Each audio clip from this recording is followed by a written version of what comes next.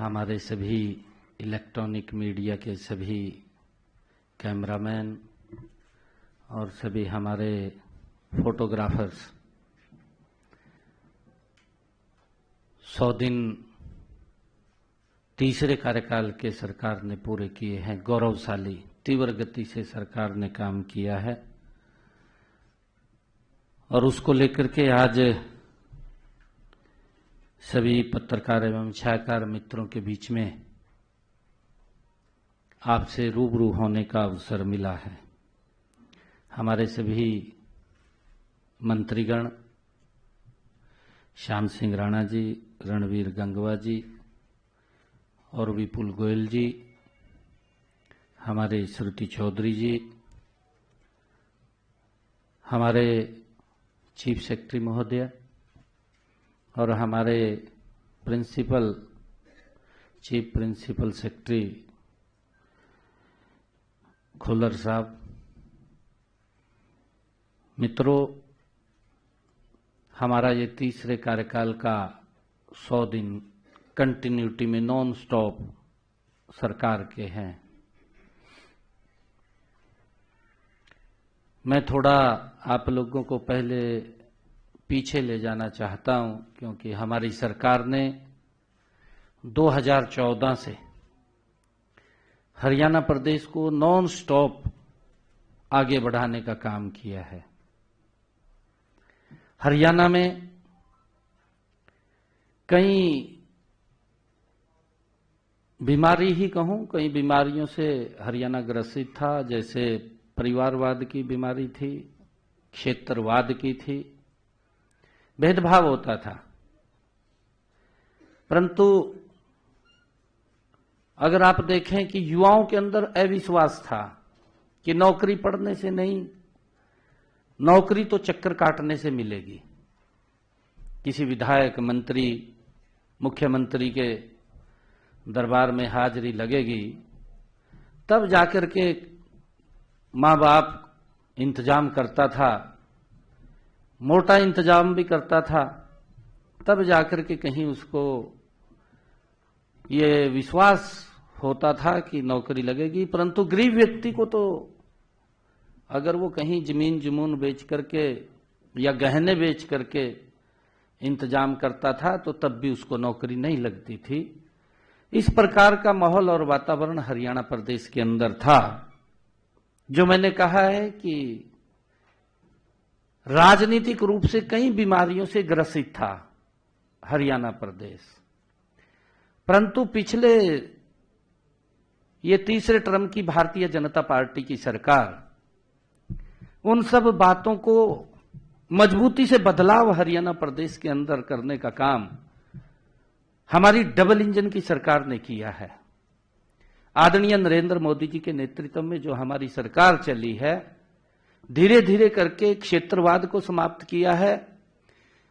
सबका साथ सबका विकास, जो आदरणीय प्रधानमंत्री जी का एक वाक्य है कि अगर हम कालका के विकास की ओर ध्यान दें तो नारनौल भी, अगर हम राजस्थान के दूसरे बॉर्डर के ऊपर ध्यान करते हैं तो वहां पर भी समान रूप से विकास हरियाणा प्रदेश का वो दिखाई देता है। बिना भेदभाव के काम हुआ है।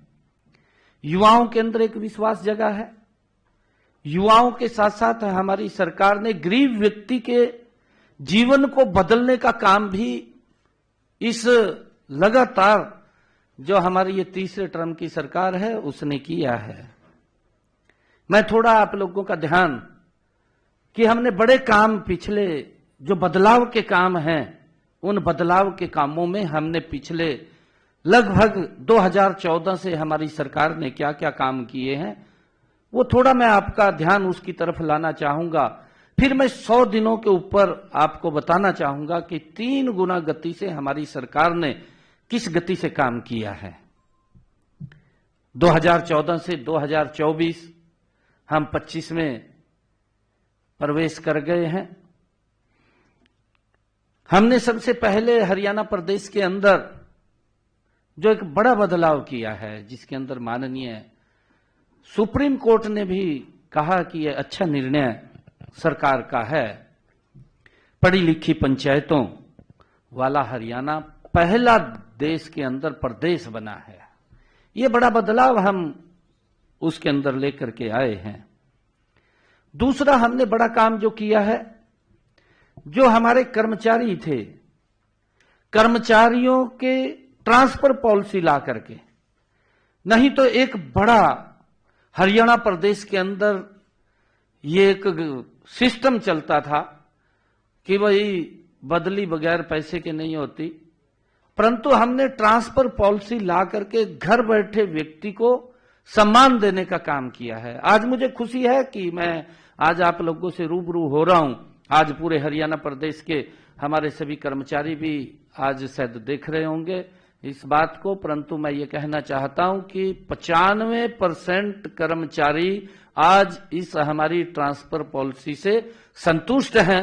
अगर कोई 5%, 2%, 3% अगर कोई दिक्कत आती है, क्योंकि उसको भी एडजस्ट करने का काम करते हैं, परंतु आज हमारे कर्मचारी भाइयों को चक्कर काटने की आवश्यकता नहीं है। ये ट्रांसफर पॉलिसी जो नीति लागू की है, ये हमारा देश का पहला राज्य है जिसने इसको लागू किया है। ये मेरे लिए खुशी की बात है। तीसरा हमने बड़ा काम जो किया है, तीसरा काम किया है परिवार पहचान पत्र, जो घर बैठे ही सरकार की योजनाओं के साथ जुड़ना और घर बैठे ही उन योजनाओं का लाभ उन तक पहुंचना, ये बड़ा एक चेंजिंग। नहीं तो योजना का लाभ लेने के लिए गरीब व्यक्ति को दर दर की ठोकरें खाना पड़ता था। वो ऑफिसों के चक्कर काटता था, एक बार गया, 2 बार गया, हार करके घर बैठ जाता था कि नहीं मिलता। सिस्टम ही ऐसा है। परंतु जब से ऑनलाइन इस सिस्टम को लागू किया है, घर बैठे ही व्यक्ति को किसी दफ्तर के चक्कर नहीं काटने पड़ते, उसको उसके घर के ऊपर योजनाओं का लाभ मिल रहा है। मुझे खुशी है कि 52 लाख परिवारों को 400 योजनाओं का लाभ घर बैठे ही मिल रहा है। ये एक बड़ा काम जो तीसरा परिवार पहचान पत्र ने दिया है कि जो पात्र व्यक्ति है उस तक सरकार पहुंचे, योजनाबद्ध तरीके से पहुंचे, उसको कहीं किसी के पास चक्कर काटने की आवश्यकता नहीं है। ये काम एक बड़ा बदलाव लाने का काम हमारी सरकार ने पिछले ये तीसरे टर्म की जब हम बात कर रहे हैं कि हमने लगातार 2014 से इसके अंदर किया है। मुझे यह भी खुशी है कि हमने चौथा काम जो किया है सामाजिक सुरक्षा पेंशन का। जो हमारे बुजुर्ग हैं, बुजुर्गों को क्योंकि पेंशन नहीं लगती थी, और उसका उदाहरण भी है। अगर आप लोग देखेंगे, जो हमारे विपक्षी दल इस बात को लगातार उठाते रहे हैं, हम आएंगे पोर्टल को बंद कर देंगे, पोर्टल ने ये तो पोर्टल की सरकार है, इस प्रकार का वो जो दुष्प्रचार करते थे, मैं आज उनको भी ये बात बताना चाहता हूं, वो भी इस बात को ध्यान से देखें, क्योंकि स्वीकार तो वो भी करते हैं, परंतु उनकी मजबूरी है, क्योंकि वो अपने दल के अंदर है, उन्होंने अपनी बात करनी होती है, परंतु उनकी मजबूरी वंश वो बात करते हैं। वैसे सिस्टम के प्रति उंगली उठाना उनके बस की बात नहीं है। मैं आपको बताना चाहता हूं कि अगर वो ध्यान करें, जो पोर्टल की बात करते थे, हमारे जो बुजुर्गों को 60 साल के बाद पेंशन लगती थी, उनको सम्मान भत्ता दिया जाता था, उनको पेंशन नहीं लगती थी। अगर आप देखें कि पिछले 10 वर्षों के अंदर 17 लाख बुजुर्गों को पेंशन थी। आज अगर हम देखें इस पोर्टल के कारण कि व्यक्ति छूटे नहीं, और उसको इसके साथ जोड़ा है, जोड़ करके कि अगर ऑटोमेटिक उसकी पेंशन लग जाएगी। मुझे खुशी है जब ये पोर्टल के साथ जुड़ा है, तो अगर हमारे किसी बुजुर्ग की आयु 60 वर्ष हो जाती है तो ऑटोमेटिक उसकी पेंशन लग करके उसके घर पे चली जाती है।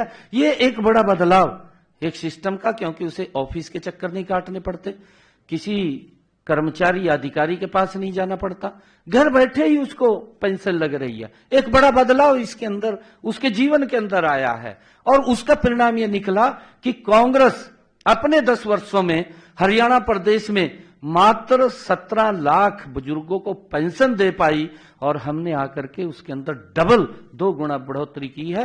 हमारे यहां पर 34 लाख बुजुर्गों को ये पेंशन देने का काम हम कर रहे हैं। बड़ा बदलाव उसके अंदर आया है, और उसके बारे में वो समझ भी रहे हैं। हमने हरियाणा के अंदर अगर ये पोर्टल का सिस्टम लागू किया है, इसके माध्यम से हमने लोगों को सुविधाएं दी हैं, क्योंकि पूरे देश के अंदर 1,20,000 रुपए का क्राइटेरिया है जो हमारा बीपीएल परिवार है, परंतु हरियाणा के अंदर हमने उसकी आय सीमा बढ़ाई है। हमने 1,80,000 किया है और 1,80,000 की किसी की अगर इनकम होगी तो उसको इस सरकार की योजनाओं का वो लाभ मिलना शुरू हो जाएगा। ये भी एक बड़ा हमने उसके अंदर इसके माध्यम से लोगों को सुविधा देने का काम किया है। और अगर हम देखें कि छठा हमने जो इन पिछले 10 वर्षों के अंदर जो 2014 से हमने काम किया है, मेरी फसल मेरा ब्यौरा और डीबीटी के माध्यम से 12 लाख किसानों के खाते में डायरेक्ट 1,25,000 करोड़ रुपया अगर उन्होंने अपनी फसल को मंडी के अंदर बेचा है तो डायरेक्ट उसके खाते के अंदर पैसा पहुंचाने का काम ये हमारी सरकार ने किया है। ये इसी का ही नतीजा है। और हमने चाहे आयुष्मान कार्ड है और उसके साथ हमने हरियाणा में चिरायु को जोड़ा है।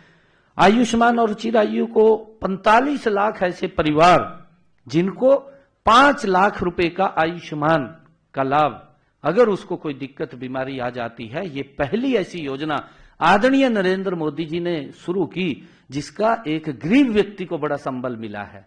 गरीब व्यक्ति को ये चिंता नहीं है कि उसके इलाज के लिए पैसा कहां से आएगा। ये व्यवस्था अगर किसी ने खड़ी की है तो ये नरेंद्र मोदी और डबल इंजन की सरकार ने हमने पिछले 2014 के बाद इसको खड़ा किया है। और मुझे बताते हुए कि 1,20,36,000 आयुष्मान चिरायु कार्ड ये ऑनलाइन ही बनाए गए हैं। अगर किसी की इनकम 1,80,000 रुपए से नीचे आती है, कई बार प्राकृतिक कोई दुर्घटना वंश भी उसकी इनकम कम हो जाती है कि जो परिवार का एम्प्लॉयर मेंबर है, जो कमाने वाला है, जिसके सर के ऊपर पूरा परिवार चल रहा है, कोई दुर्घटना उसके साथ हो जाती है तो वो व्यक्ति ऑटोमेटिक आर्थिक रूप से वो नीचे चला जाता है। तो जब उसकी इनकम कम होती है तो उसका ऑटोमेटिक ही बीपीएल कार्ड वो बन जाता है। ये सुविधा इसके अंदर दी गई है और इसका लाभ भी हरियाणा प्रदेश के अंदर मिला है। हमने 8वां जो उसके अंदर बड़ा बदलाव किया है, 8वां प्रधानमंत्री स्वामित्व योजना, इसके तहत हमने जो गांवों के अंदर लिटिगेशन चलते थे, किसी की जमीन थी परंतु उसको अधिकार नहीं था कि वो कोई उसको बेच सके या बेच करके या कोई बैंक के ऊपर लोन ले सके, ऐसी व्यवस्था नहीं थी। हमने हरियाणा प्रदेश के गांवों को लाल डोरा मुक्त करने का और उसको मालिकाना हक देने का काम अगर किसी ने किया है तो हमने पिछले ये 2014 के बाद हमारी सरकार ने किया है। एक बड़ा बदलाव गांव के अंदर भी लोगों के जीवन में लाने का काम ये हमारी सरकार ने किया है। मुझे जो 9वां बड़ा काम हमने पिछले कार्यकाल के अंदर किया है, हम ये देखते थे 2014 से पहले हमारी माताएं बहनें सर के ऊपर मटका रख करके 2-2 किलोमीटर दूर से पीने का पानी घर में लेकर के आती थी, परंतु हर घर में नल और स्वच्छ जल हमने इस लगातार की अपनी सरकार के अंदर हर घर में पहुंचाने का काम किया है। और मुझे खुशी है कि आज हमारी माता बहन कोई भी सर के ऊपर मटका लेकर के दिखाई नहीं देती पीने का पानी लाने के लिए। उसकी रसोई में ही पानी की व्यवस्था करने का काम गति से हमारी इस डबल इंजन की सरकार ने किया है। आदरणीय नरेंद्र मोदी जी के नेतृत्व के अंदर हर माता को एक बड़ा इससे लाभ मिला है, हर घर के अंदर नल और स्वच्छ जल पहुंचा है। 10वां हमने बड़ा काम किया है जिसके अंदर एक बड़ा बदलाव आया है। ये बड़ा बदलाव हमने ये किया है क्योंकि पूर्व की सरकारें, आप लोग देखते थे कि हम 24 घंटे बिजली देंगे, अपने मैनिफेस्टो में भी लिखते थे, रैलियां भी करते थे, बड़ी बड़ी रैलियां भी की, रैलियों में खड़े होकर के बोलते थे हमें वोट दे दीजिए, हम 24 घंटे बिजली देंगे, परंतु लंबे समय तक हरियाणा के अंदर कोई बिजली नहीं दे पाया।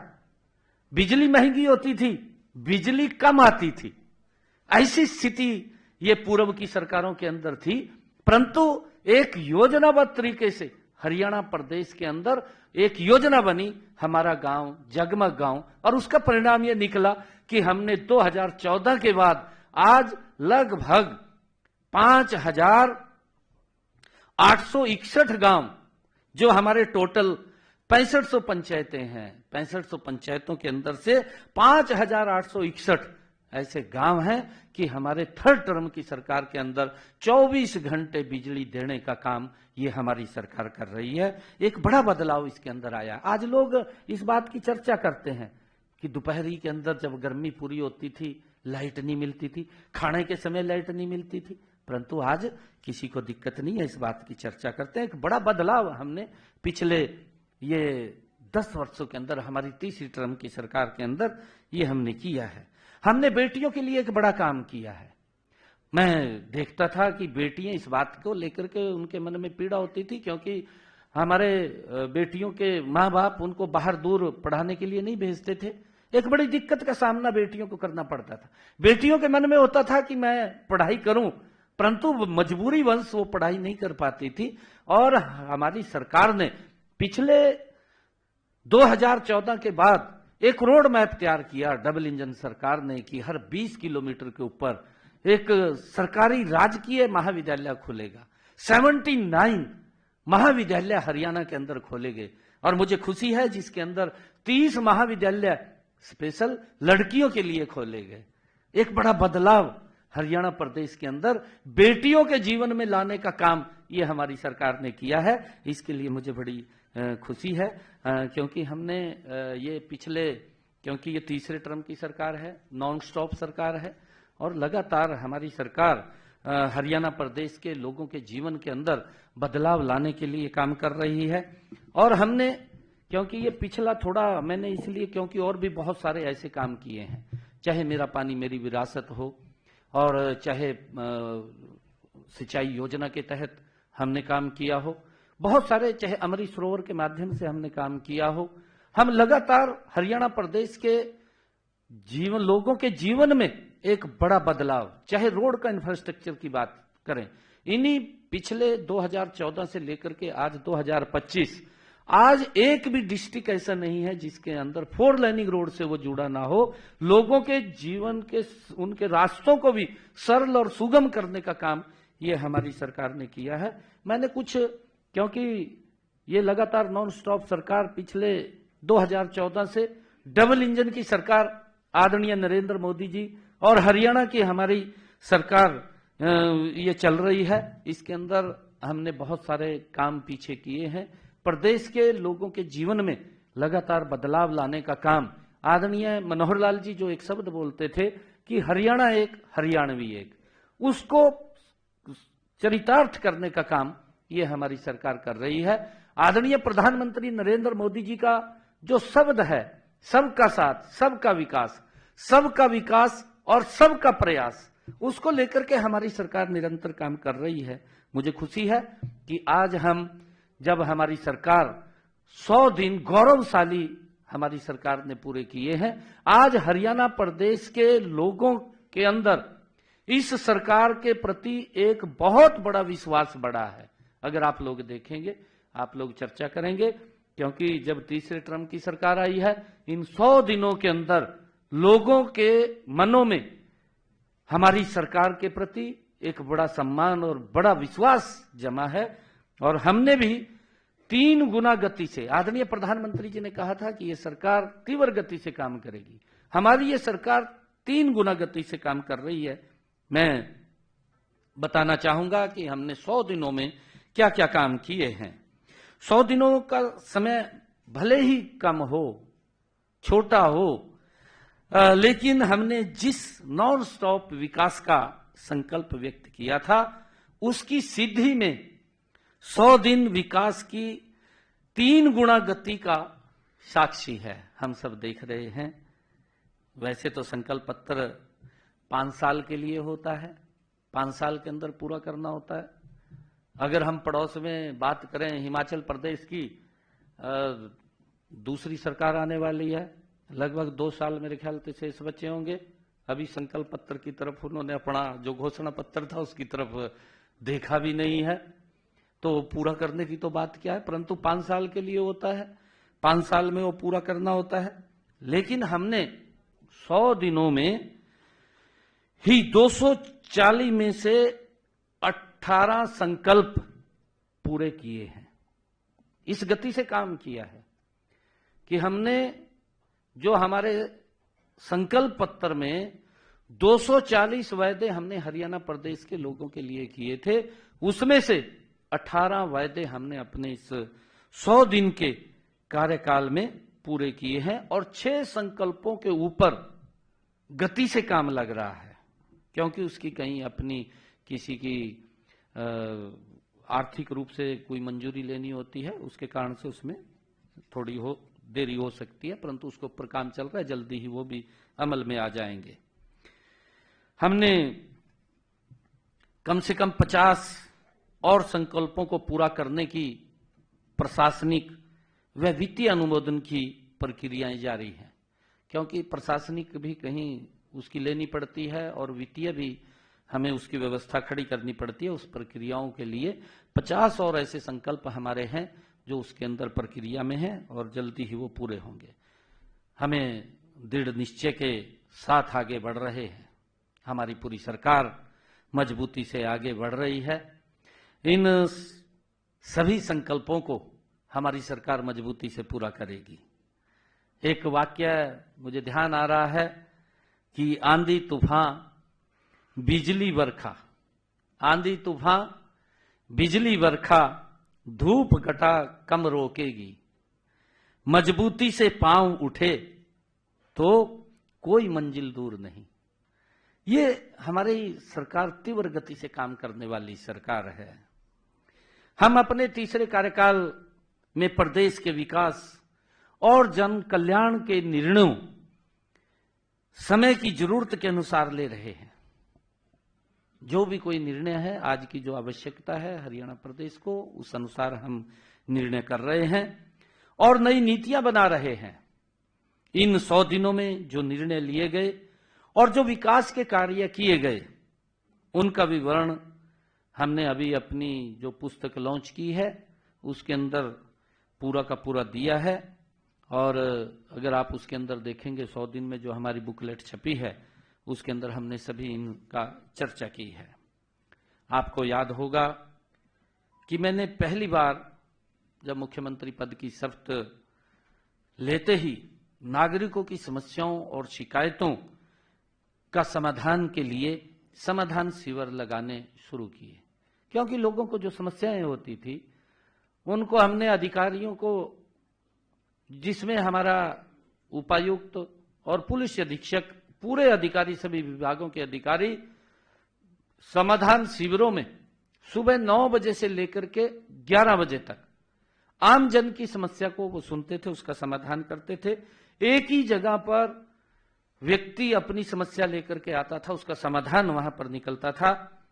सभी अधिकारी वहां सुनवाई करते थे। मुझे खुशी है कि उन समाधान शिविरों में 75,000 लोगों को, 75,000 से भी अधिक जो उनकी शिकायतें थी, उन लोगों को उसके समाधान निकले हैं, उसका समाधान किया गया है। ये मुझे खुशी है। और लोगों ने इस बात की मांग भी की है। लोग ये बात बोलते थे कि जो आपने समाधान शिविर चालू किए हैं ये चालू रहें, इसको बंद ना करें। ये लोगों की इच्छा के ऊपर है, क्योंकि हमारी ये तीसरे टर्म की सरकार ये आम जन के प्रति जवाबदेही। अगर लोग कह रहे हैं कि ये चालू रहेगा तो चालू रहेगा, ये जनता के ऊपर है। जनता जो चाहेगी वैसा हम अपने इन कार्यों को आगे बढ़ाते रहेंगे।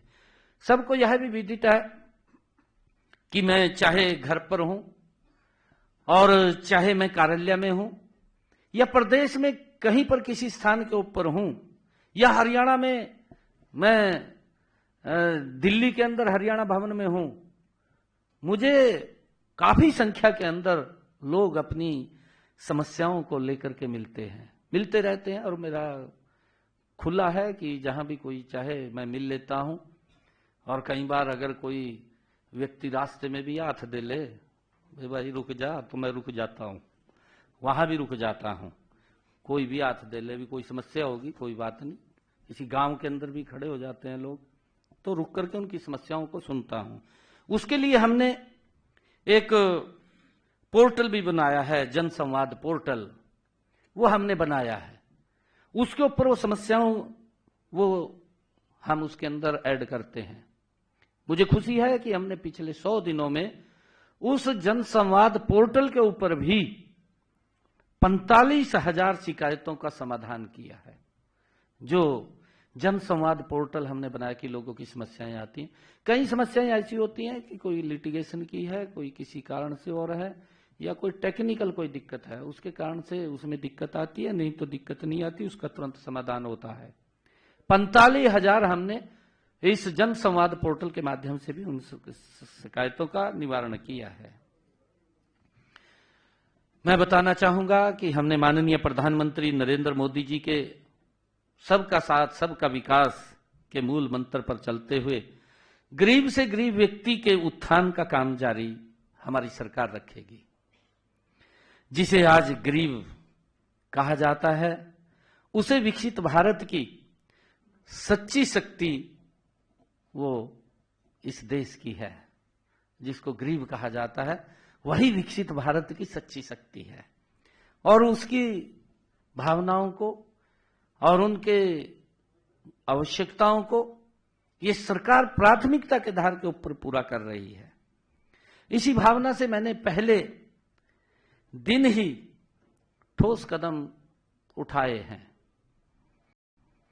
18 अक्टूबर 24 को मुख्यमंत्री कार्यालय में जब मैं आया, पहले ही दिन मैंने अपनी पहली कलम से जो हमने कहा था, हमने अपने संकल्प पत्र में भी ये कहा था, और हम लोगों के जब संकल्प पत्र में हमने कहा है तो हम लोगों के बीच में इस बात को बोलते थे कि जो किडनी के पेशेंट हैं, कि हम आते ही, चाहे सरकारी हॉस्पिटल है चाहे मेडिकल कॉलेज है, हरियाणा प्रदेश के अंदर आते ही हमने डायलिसिस को फ्री किया है। उनका कोई पैसा नहीं लगता।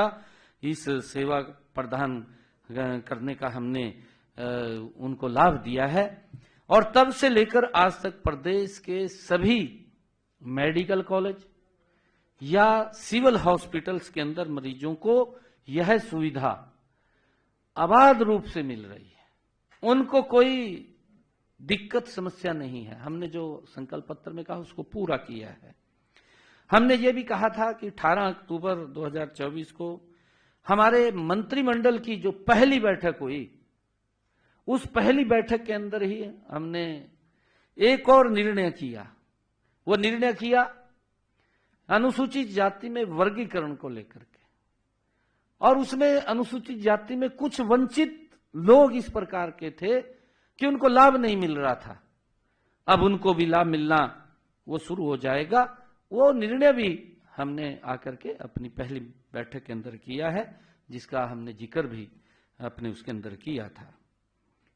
14 नवंबर 2024 को हमारे तीसरे कार्यकाल के पहले विधानसभा सत्र के अंदर हमने ये कहा था, जो पिछड़ा वर्ग की क्रीमी की व्यवस्था थी उसके अंदर 6,000 रुपए थी। हमने कहा था कि हम इसको 8 लाख रुपए करेंगे, और मुझे खुशी है इस बात की कि हमने आकर के अपने इस मंत्रिमंडल की बैठक में उस क्रीमी लेयर व्यवस्था को तो किया, 6 से 8 किया, परंतु हमने कैबिनेट के अंदर यह भी निर्णय किया कि उन्हें पंचायती राज और स्थानीय निकाय संस्थाओं के अंदर भी उनको 5% का आरक्षण देने का काम ये हमारी सरकार ने किया है। उनकी जनसंख्या का 50% आरक्षण हमने दिया है। हमने जो कहा था उस बात को हमने पूरा किया है, और उसका लाभ भी ओबीसी समाज और एससी समाज के ओबीसी समाज ए और बी के लोगों को उसका मिला है। हमने दूसरे अपने इस कार्यकाल में मुख्यमंत्री तीर्थ दर्शन यात्रा योजना वो शुरू की थी, जिस योजना के अंदर हमने रामलला के दर्शन करने के लिए अयोध्या में यहां से ऐसे परिवारों को, जिन परिवारों की इनकम 1,80,000 रुपए से कम है, ऐसे परिवारों को भगवान रामलला के दर्शन करने के लिए अयोध्या धाम यात्रा शुरू की थी। चुनावों के समय हमने अपने संकल्प पत्र में कहा था, हमने कहा था कि हम माता वैष्णो देवी और शिरडी साईं मंदिर के दर्शन करने के लिए भी इस योजना को शामिल करेंगे।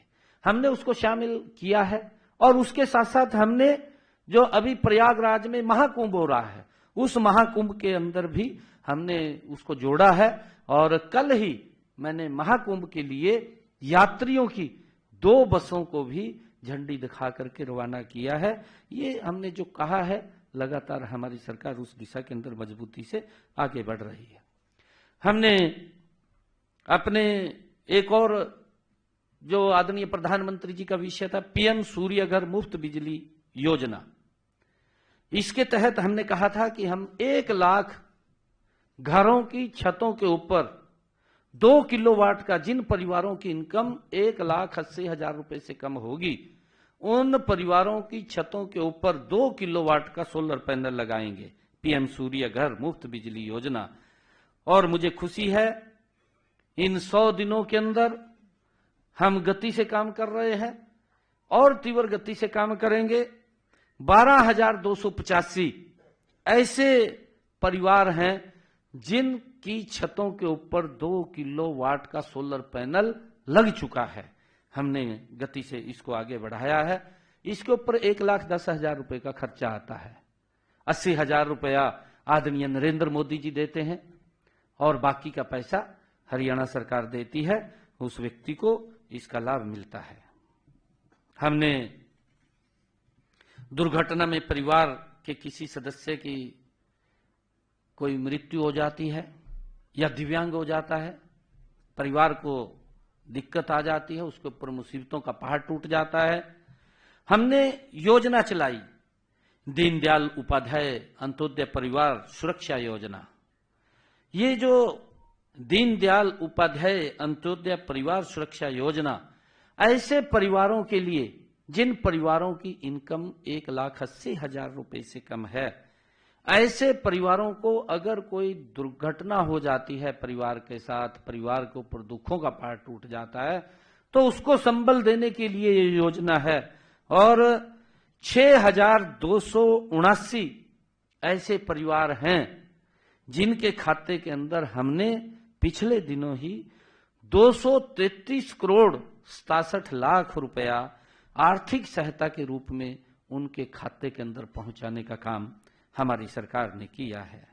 हमारा संकल्प है कि प्रदेश के गरीब से गरीब व्यक्ति के पास अपना मकान हो, और उसको लेकर के आदरणीय प्रधानमंत्री जी ने भी इस बात को कहा है कि देश में एक भी सर ऐसा नहीं बचेगा जिस सर के ऊपर छत नहीं होगी। उस सर के ऊपर छत देना ये हमारी सरकार का कमिटमेंट है और हम लगातार उसको देने का काम कर रहे हैं। इसी दिशा में हमने कदम बढ़ाते हुए 100 दिनों में प्रधानमंत्री आवास योजना शहरी तथा ग्रामीण के तहत 885 परिवारों को पक्का मकान बनाने के लिए 11 करोड़ 53 लाख रुपए की आर्थिक सहायता देने का काम हमने किया है। हमने गरीब परिवारों के लिए मुख्यमंत्री आवास योजना शुरू की है। हरियाणा के अंदर भी हमने इसको शुरू किया है। इसके तहत 14 शहरों में 15,256 गरीब परिवारों को 30-30 गज के प्लाट देने का काम ये हमारी सरकार ने किया है।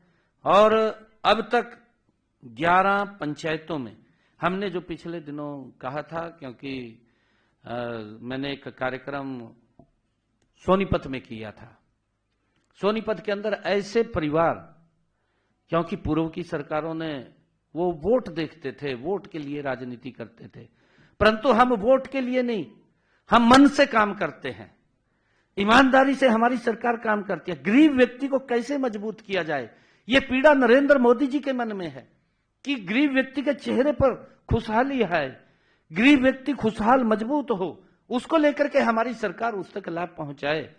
उन्होंने तो वोट के लिए उनको 100 गज के प्लाट तो बोल दिए थे, परंतु न कागज दिए थे, न कब्जा दिया था, लोग चक्कर काट रहे थे। मैंने सोनीपत में कार्यक्रम करके ऐसे सब लोगों को हमने उनको कागज भी दिया, कब्जा भी दिया। आज वो बहुत संतुष्ट हैं। आज उनके मन में है कि सरकार कोई सुनने वाली आई है। और हमारी ये तीसरे टर्म की सरकार, आदरणीय नरेंद्र मोदी जी के नेतृत्व वाली सरकार, ये गरीब के हित की सरकार है, गरीबों को मजबूत करने वाली सरकार है। उनके अधिकारों का कोई हनन ना कर सके, उन अधिकारों को सुरक्षित करने वाली ये सरकार है। और हमने तभी एक निर्णय और किया था, हमने कहा था कि ऐसे जो परिवार छूट गए हैं, जिनको 100 गज का प्लाट नहीं मिला है, हमने उनके लिए भी अलग से एक योजना खड़ी की थी। और मुझे खुशी है आज बताते हुए कि हमने 11 ग्राम पंचायतों और एक महाग्राम में 4,533 प्लाट कागज और कब्जे के साथ उनको दिए हैं। हमने ये निर्णय किया है कि हम 1 लाख परिवारों को, ऐसे जिन लोगों के पास अपना जमीन नहीं है, अपना मकान नहीं है, ऐसे लोगों को हम ग्राम के अंदर तो 100 गज का प्लाट और महाग्राम के अंदर उसको 50 गज का प्लाट देने का काम ये हमारी सरकार करेगी। और प्रधानमंत्री आवास योजना के तहत अभी आदरणीय प्रधानमंत्री जी ने तीव्र गति से काम करते हैं। हमारे यहां पर 77,000 ऐसे जिन्होंने एप्लीकेशन दी हुई थी और उनको अभी प्रधानमंत्री आवास योजना ग्रामीण और शहरी के तहत उनके पास पैसा नहीं पहुंचा। इसी बजट के अंदर ही 77,000 ऐसे बेनिफिशियरी थे, उनके खाते के अंदर पैसा चला जाएगा और वो मकान बनाना शुरू कर देंगे, वो जल्दी ही हो जाएगा। और हमने आगे भी जिन लोगों ने अप्लाई किया था उसके लिए एक सर्वे हमने करना शुरू कर दिया है। अधिकारियों को हमने कहा है कि उसको सर्वे करके तुरंत अगली लिस्ट तैयार कर लीजिए कि कितने लोग और शेष बचे हैं, उनको भी हम प्रधानमंत्री आवास योजना के तहत मकान देने का काम हमारी सरकार करेगी। मैं कहना चाहूंगा कि पिछले दिनों एनसीआर क्षेत्र में प्रदूषण बढ़ने से भवन निर्माण के और दूसरे अन्य कार्य रोकने पड़े। माननीय सुप्रीम कोर्ट ने एक आदेश पारित किया। इससे हमारे जो मजदूर थे उनकी आजीविका प्रभावित हुई थी, क्योंकि हमारे जो मजदूर हैं वो सुबह कमाते हैं, शाम को खाते हैं, इस प्रकार की स्थिति है।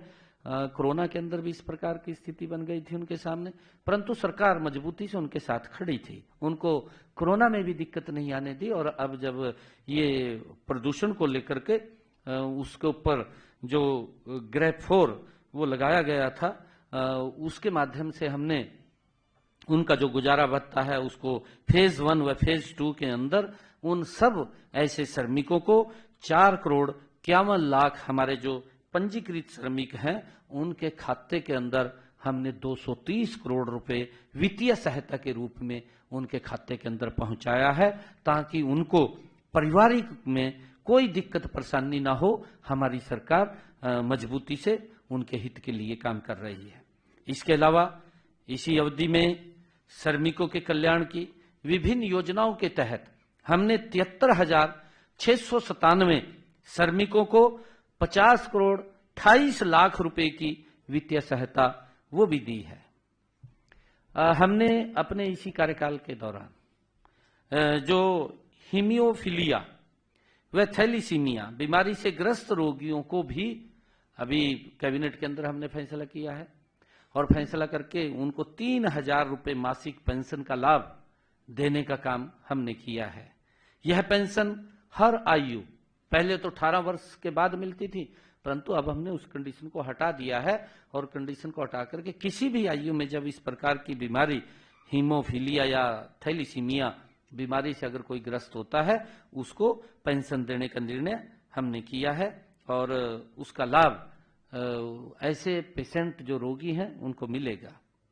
हमने हरियाणा के अंदर यह भी निर्णय किया है कि जो दिव्यांग पेंशन के नियम 2016 में संशोधन करके उसको भी 3,000 रुपए मासिक दिव्यांग पेंशन का लाभ 10 और श्रेणियों को भी दिया गया है। अभी कैबिनेट के अंदर हमने फैसला लिया था, उसको जोड़ा है।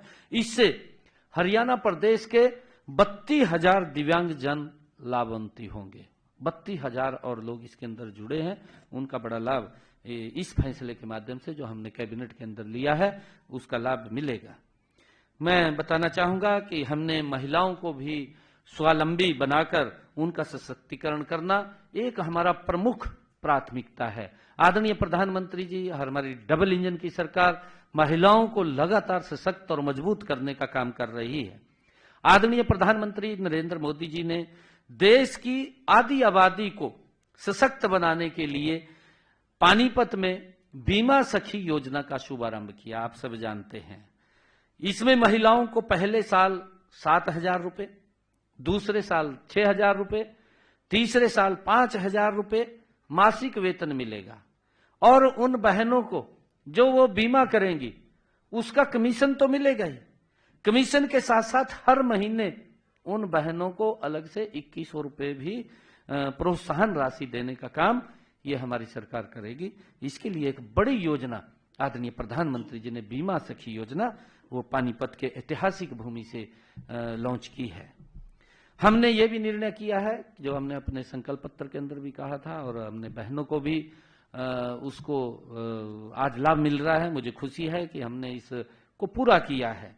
हमने गरीब परिवारों को एक योजना बनाई, हर घर हर गृहिणी योजना में हर महीने ऐसी बहनों को जो हरियाणा प्रदेश की 13,02,400 परिवारों को निरंतर 500 रुपए में गैस का सिलेंडर उपलब्ध हो रहा है, उसको हमने पूरा किया है। और उसके तहत अभी कुछ के खाते वेरीफाई होने बकाया है। हमने अधिकारियों को कहा कि उसकी विभिन्न प्रकार की योजना चला करके लोगों को जागरूक करके कि वो अपने बैंक खाते वेरीफाई करें। बैंक खाते वेरीफाई करेंगे तो हम ऐसे परिवारों को जिनकी इनकम 1,80,000 रुपए से कम है उनको 500 रुपए में ये गैस का सिलेंडर उपलब्ध कराने का जो हमने संकल्प लिया था उसको हम कर रहे हैं। ये भी हमने पूरा किया है। इसका लाभ हमारे हरियाणा प्रदेश के लोगों को मिल रहा है। हमने आंगनवाड़ी जो हमारी बहनें थी, हमारी आंगनवाड़ी की कर्मचारी थी, उनको भी हमने अपने संकल्प पत्र में भी कहा कि उनका मानदेय बढ़ाने का काम हमारी सरकार करेगी। और मुझे ये खुशी है बताते हुए कि हमने आंगनवाड़ी जो कार्यकर्ता है उनके 7,500 रुपए और जो उसकी सहायिकाएं हैं, आशा वर्कर्स हैं, उनके मानदेय में 400 रुपए मासिक की बढ़ोतरी हमने कर दी है। उसका लाभ उनको मिल रहा है। मुझे बताते हुए कि माननीय प्रधानमंत्री श्री नरेंद्र मोदी जी ने स्वतंत्रता दिवस 2023 के अवसर पर लखपति दीदी योजना शुरू की थी। उन्होंने इसकी घोषणा की थी। इस योजना के माध्यम से प्रदेश की महिलाओं को कौशल विकास प्रशिक्षण देकर सूक्ष्म उद्योग स्थापित करने में सहायता प्रदान की जा रही है। उन लखपति दीदी को उनको मजबूत किया जाए, उनको आगे किया जाए, उनको कौशल प्रशिक्षण देने का काम हमारी सरकार कर रही है। मुझे खुशी है बताते हुए कि प्रदेश में 5 लाख महिलाओं को हमने टारगेट रखा है कि हम हरियाणा प्रदेश के अंदर 5 लाख महिलाओं को लखपति दीदी बनाने का हम काम करेंगे। अब तक हमने हरियाणा प्रदेश के अंदर जो हमने गति से काम किया है, 1,85,000 महिलाओं को लखपति दीदी बनाने का काम हमारी सरकार ने किया है। मुझे ये भी खुशी है कि नारी शक्ति आज हर क्षेत्र में अपनी उपस्थिति दर्ज करा रही है। पहले किसी ने सोचा भी नहीं था कि घर परिवार और बच्चों की जिम्मेवारी संभाल रही महिलाएं ड्रोन भी उड़ा सकेंगी। ये अगर किसी ने इस ड्रोन का प्रकल्प लेकर के आए कि महिलाओं को सशक्त और मजबूत करना है, उनको आत्मनिर्भर बनाना है, ये अगर कोई सोच सकता है तो देश के यशस्वी प्रधानमंत्री ये नरेंद्र मोदी जी की ही सोच हो सकती है। और उन्होंने इस ड्रोन दीदी के माध्यम से महिलाओं को सशक्त और आत्मनिर्भर करने का काम आदरणीय प्रधानमंत्री नरेंद्र मोदी जी ने किया है। हमने नमो ड्रोन दीदी के दृष्टिकोण को आगे बढ़ाने के लिए 5,000 महिलाओं को ड्रोन पायलट प्रशिक्षण देने का हमने संकल्प लिया है कि उनको प्रशिक्षण दे करके उनको आत्मनिर्भर बनाने का काम हमारी सरकार करेगी। मुझे खुशी है बताते हुए कि हमने अब तक 100 महिलाओं को ड्रोन उड़ाने का प्रशिक्षण दे करके उनको 8 लाख रुपया ड्रोन के लिए, मुफ्त में ड्रोन देने के लिए भी हमने उनको दिया है। ऐसी 100 बहनों को पहले प्रशिक्षण दिया है, फिर उनको फ्री में 8 लाख रुपए का ड्रोन भी दिया है। और मुझे ये बताते हुए कि अगर ड्रोन की कीमत 8 लाख रुपए से ज्यादा है तो उसकी अतिरिक्त राशि उसका सारा का उसको बैंक से दिलवाने का काम करें। 8 लाख तो सरकार देगी, परंतु अगर वो 8 लाख से ज्यादा का ड्रोन आता है तो उसको बैंक से लोन दिलवाने का काम करेंगे और उस लोन का सारा ब्याज वो हरियाणा सरकार देगी। ये भी निर्णय हमने किया है। हमने आदरणीय प्रधानमंत्री जी के क्योंकि उनका बहुत ही फेवरेट विषय है बेटी बचाओ बेटी पढ़ाओ अभियान को और तेज गति देने के लिए सभी महिला सरपंचों को हमने अभी पिछले दिनों जो हमारी गांव की महिला सरपंच है उनको ब्रांड एम्बेसडर बनाने का गांव के अंदर बेटी बचाओ बेटी पढ़ाओ के लिए ये भी निर्णय हमने लिया है।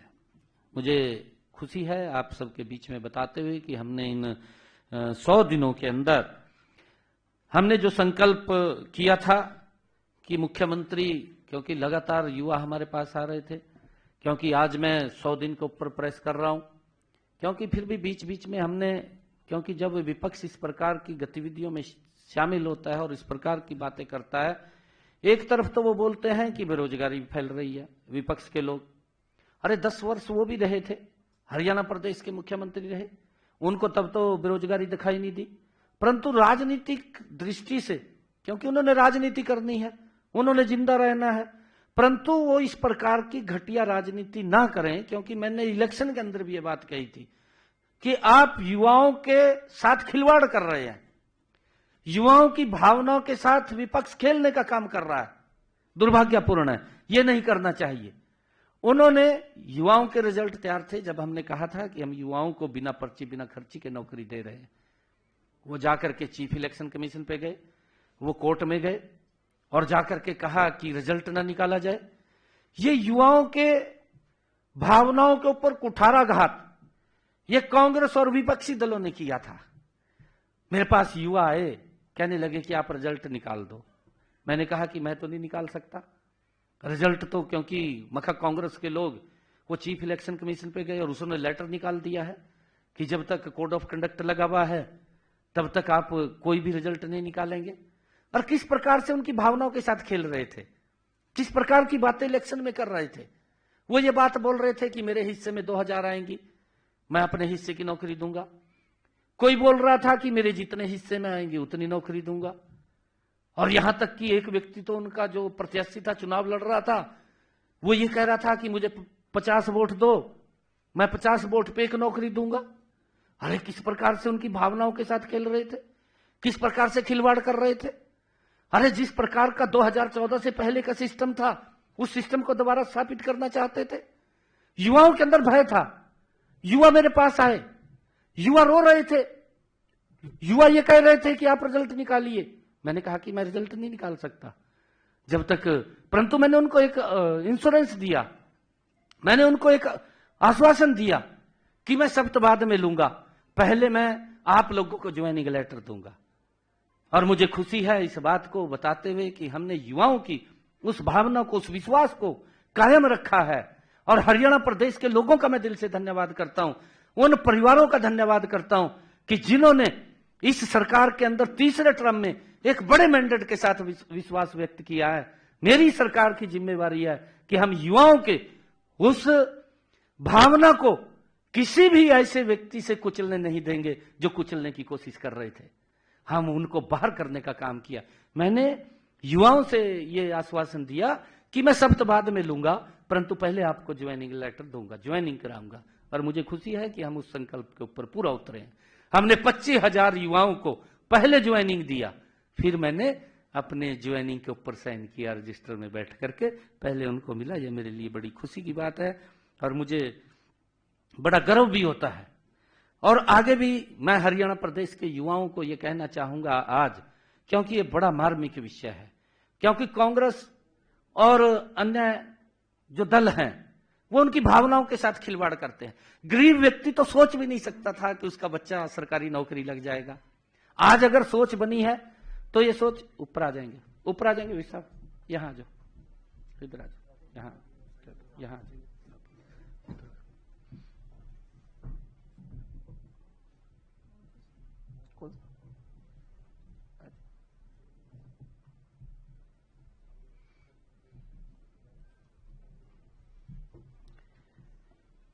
गरीब परिवार का बच्चा यह भी नहीं सोच सकता था कांग्रेस के समय में, वो वोट तो देता था, वोट तक गरीब परिवार सीमित था। परंतु वो अपने बच्चे को नौकरी लगवा सके। संभव नहीं था। ये संभव अगर हुआ है तो ये डबल इंजन की सरकार में हुआ है। नरेंद्र मोदी और भारतीय जनता पार्टी की सरकार में ये संभव हुआ है और उसका परिणाम निकला है।